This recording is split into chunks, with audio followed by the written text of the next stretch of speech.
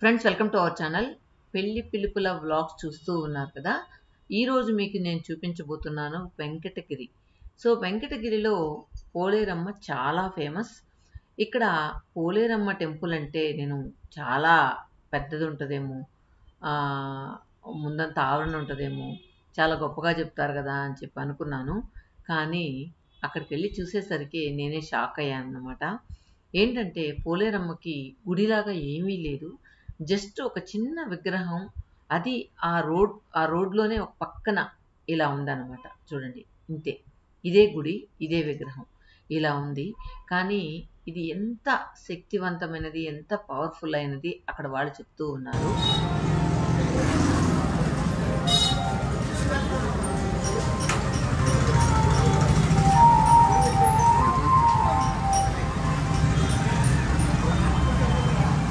ఇక్కడ ప్రత్యేకత ఏంటి అంటే, ఏదైనా మనం కోరిక కోరుకొని టెంకాయ మీద కర్పూరం పెట్టి ఇలా తిప్పుతూ 3 సార్లు తిప్పిన తర్వాత అక్కడ మనం పళ్ళ టెంకాయ కొట్టినట్టు కొట్టేసియాలంట.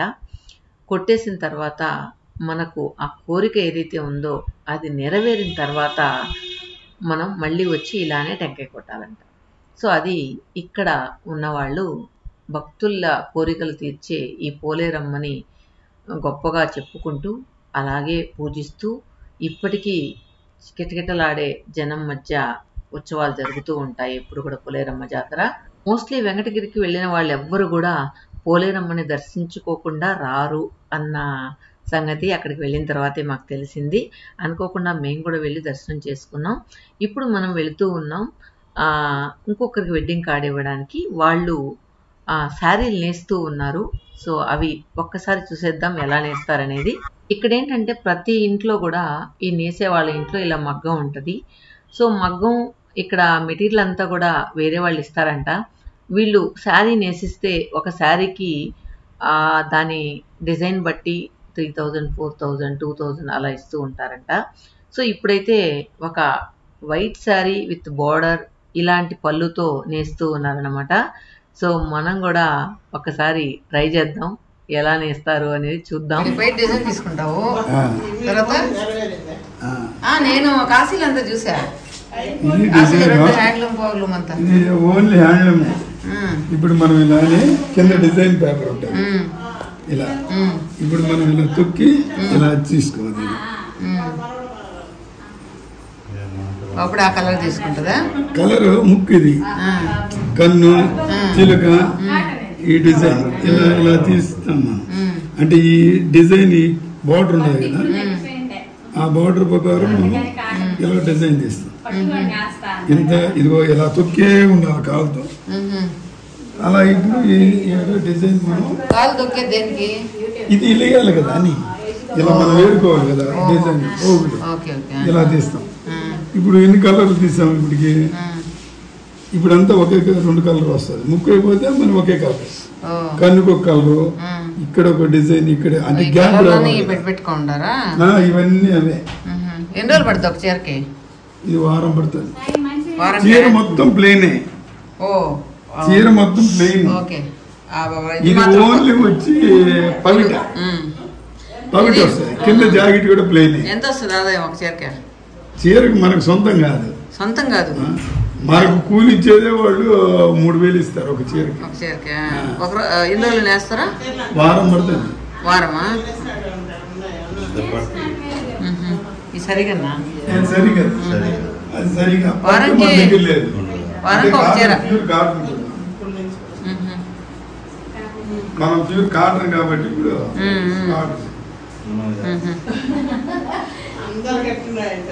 మీ ఆవిడకి కూడా నేర్పించకూడదా? నువ్వు లేనప్పుడు లాగుతా ఉంటది మీ ఆవిడకి కూడా. ఓహో అట్టంటారా? బయట నేస్తున్నాడు. అంటే వీళ్ళు మిషన్ మీకు మెటీరియల్ ఇస్తారా? ఈ మెటీరియల్ అన్ని మనమే తీసుకోవాలి. ఈ డిజైన్స్ మనం చేసుకోవాలి. సొంతం ఇది. సొంతం మెటీరియల్ ఇస్తారు. ఇది జరీ, ఈ డిజైన్, వాళ్ళు మెటీరియల్ ఇస్తే మీరు నేసి ఇచ్చేదానికి ఈ డిజైన్ పేపర్ పెట్టుకొని ఒక చీర 3000 చేసుకుంటూ సరే 3000 చీర వాళ్ళు ఎన్ని వేలకు అమ్ముతారు? 10,000కి అమ్ముతారా? అంత ఉండదు, 6,000 ఉండొచ్చు. ఎందుకంటే మెటీరియల్ ఇప్పుడు కాటన్ పెరిగింది కాబట్టి. అవునవును, అందుకంటే వీళ్ళు ఇంకా డిజైన్ ఏంటంటే ఇట్నే చీర ఉంటది, కింద ముఠా ఉంటది, పైన. ఎక్కడ ఉంటాయి మీరు ఇచ్చే చీరలు? అంగడి బాగుంటదా? ఇది ప్యూర్ కాటన్. పట్టు చీరలు ఇంకొక అవి వేరే సపరేట్, అవి కూడా నేసే నేను. కానీ ఇప్పుడు ఈ డిజైన్ చూస్తున్నా. సరే, ఈ డిజైన్ పేపర్ ఉంటుంది కింద, దీనికి వాళ్ళు ఈ కలర్ వేస్తారు.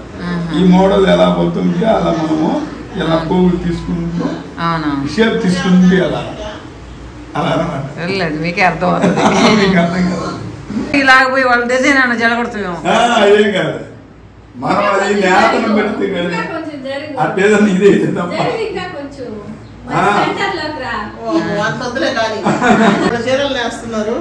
చూడండి మీరు కూడా ఎలా వేస్తారు.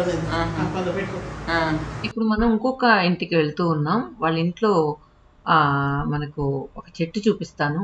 ఆ చెట్టు ఏంటనేది చూస్తామండి. అది తీస్తే మంచి వాసన వస్తుందా? అవునా? మామూలు మ్యూజిక్ ఎక్కువ వాడతారు.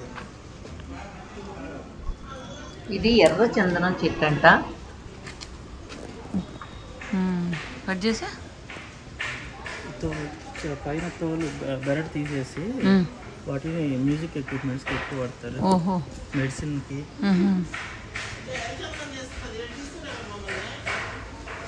సురేష్ వాడుకో.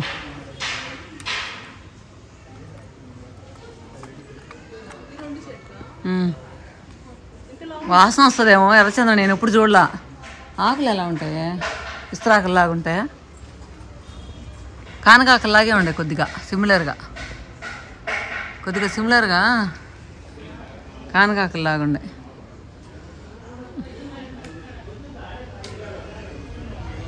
వస్తుంది వాసన. ముందైతే ఎర్రచందనం అలవ చేసేవాళ్ళు కాదు, ఇప్పుడు పర్మిషన్ ఇచ్చారు.